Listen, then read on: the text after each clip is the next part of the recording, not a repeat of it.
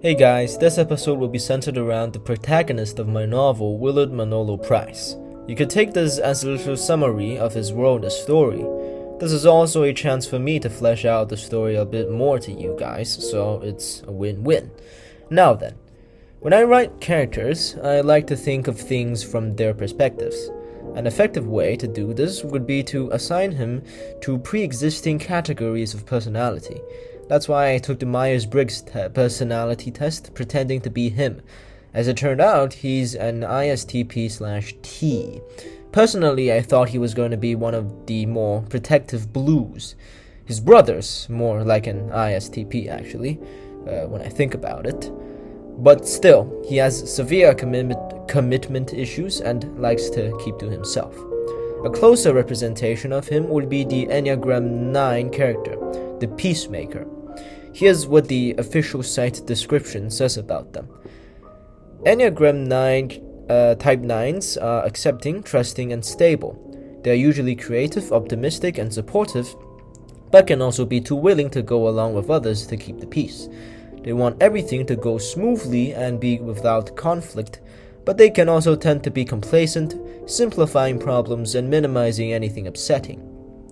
They typically have problems with inertia and stubbornness. At their best, indomitable and all-embracing, they are able to bring people together and heal conflicts. Willard, although vigilant, is a very supportive character. In the story, he's willing to sacrifice himself for his family. He wants everything to go smoothly and would almost never resort to violence. One of his quotes, "Strength isn't in how many punches you can throw, it's in how many you can take," perfectly illustrates that point. On the other hand, he's passive. He's accepting of fate, and he's convinced himself that he has to come to terms with his imminent mortality. His arc in the story is one of self-improvement and self-love. He grows more selfish and realizes that he does not need to be at good terms with everyone. He's someone who needs to learn how to love himself, how to selfishly love himself, and how to give some of that love he gives to his family to himself. In the story, he's lost everything, from his parents, his adopted sister, his possessions, and everything else that creates a constancy for him.